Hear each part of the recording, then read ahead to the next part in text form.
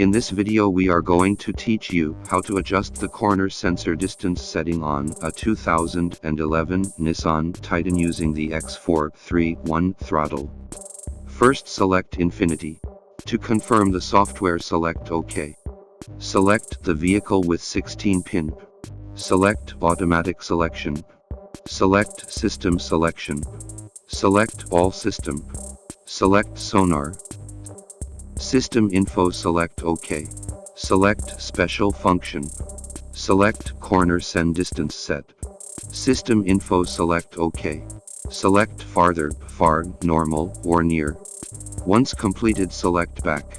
And that's how to adjust the corner sensor distance setting on a 2011 Nissan Titan.